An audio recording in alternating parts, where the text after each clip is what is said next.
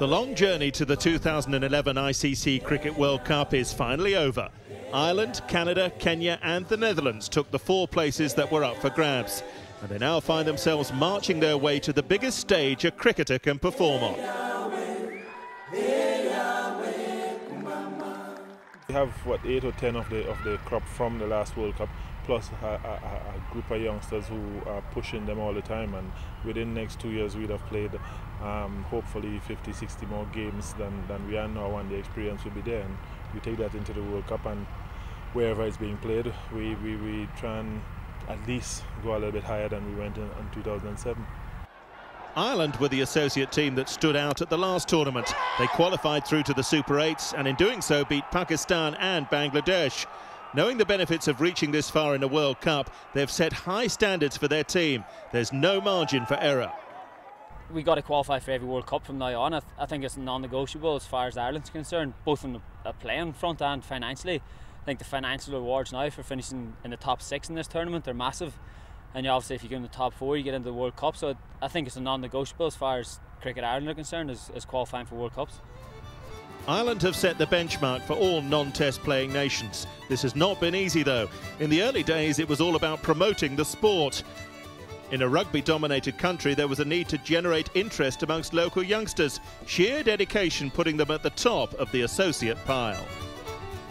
ICC Europe have been brilliant since we started in '98, when we were very much just starting out and we didn't have any equipment. We had no sources of getting equipment, and a lot of that came through their development program based in Lords, the ICC Europe.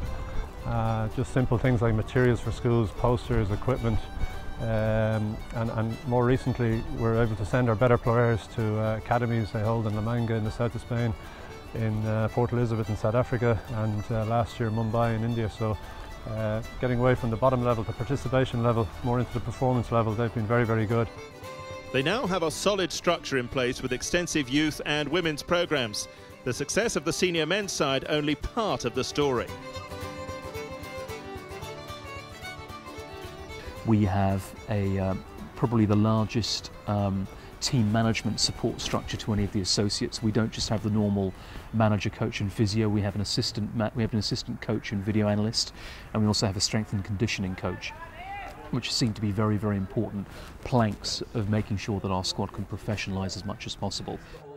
The way the lads are improving, you see the difference in the last 2 years with Boyd Rankin, especially like even from the last World Cup. I think he can be a world-class boy. He's got all attributes, and he's got the height, and he's got that extra bounce, and I think that he can cause problems, and I think we're getting stronger in our batting. We're batting lower down, and I think we've got a few all-rounders in there. Obviously Regan West coming in gives us an extra dimension with the ball going away from the bat, so I think we're improving and getting stronger in all areas, so I think there is potential there for more upsets. What's the story for Kenya? In the air, taken, excellent catch. David Obuya, the man, diving forward. They too have had success on the world stage. They've competed at 4 Cricket World Cups. Oh, that's it away nicely. Reaching the semi-finals in 2003. In doing so, they beat New Zealand, Sri Lanka and Bangladesh. A beautiful stroke through the offside, and that'll be another boundary for Kenya. The furthest any associate team has got at the tournament. Oh, here we go, some tricky footwork, and oh, how about this? It's 6. There's been very little to cheer about for Kenya, but that will certainly put some good feeling in the camp. Then there is the Netherlands. They have qualified for 3 World Cups. Although they've never gone beyond the group stages, no one will forget the upset they caused at the ICC T20 World Cup in 2009 against England. And Netherlands have got a single. They beat the hosts by 4 wickets in the opening game. A memorable moment for their players, fans and country as a whole, making their stand in the cricketing world. Is the decision. Last delivery, 2 to win. Here's the final ball, 2 runs to win for Netherlands. Stuart Broad stops it, doesn't get the direct hit, he's coming back for the second. Would you believe it? Overthrow gives Netherlands a win. And what an upset in the very first game of the ICC World 2020. It is the most unbelievable feeling. A packed Lords.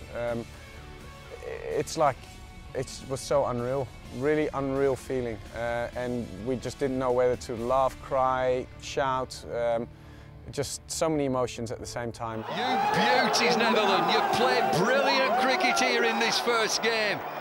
Spoiled England's party big time. When I came back in the dressing room, I had 50 missed calls and 150 text messages waiting, and so no one could believe what happened.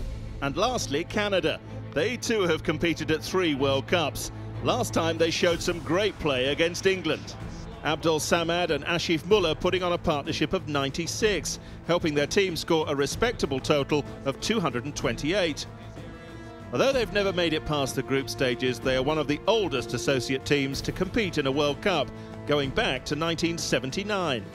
And Canadian cricket has a rich history.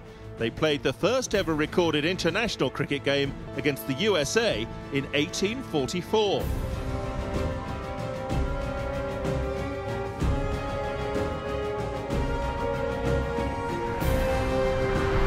So the march is on.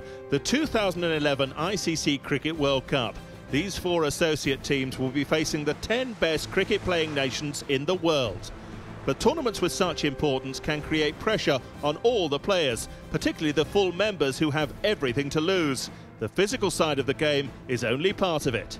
Cricket is different from other sports because of the length of time players have to think, which is longer than, let's say, a footballer. In between his time, he might have the ball back in 5 or 10 seconds. A cricketer could be stood in the slips for 15 minutes and not see any action. It's really about switching off and managing that in-between time. And there it is. Trent Johnson has hit the winning run. Great teams can overcome any individual performances. Teams like Ireland in the past who, you can see their energy. That's what's got them through a tournament. You only have to look at the Football World Cup and some of the teams that progressed through that tournament and the teams that didn't progress. It was evident it wasn't their ability, it came down to team dynamics. So the coaches will be focusing on how to make the team unit stronger than what their opposition's individual talents and ability will be. The pressure tends to be on the full member teams. When you're coming in and you're not supposed to be there, you've got nothing to lose. Expectations, can be low. So if their expectations are low, they can perform more freely. It's amazing with athletes when there are no expectations, it's almost like technique gets better, they become freer, they become more confident. When expectations are high, that is what usually gets in the way. Stunning performance, sterling performance from the captain and team.